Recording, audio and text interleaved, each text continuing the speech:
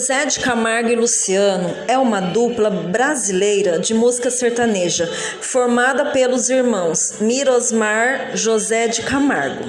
17 de agosto de 1963, conhecido como Zezé de Camargo e Welson David de Camargo.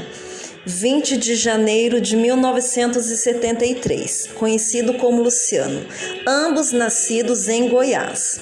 A dupla alcançou a fama em 1991, quando o É o Amor, composição de Zezé de Camargo, foi lançado e tornou-se um grande sucesso no Brasil.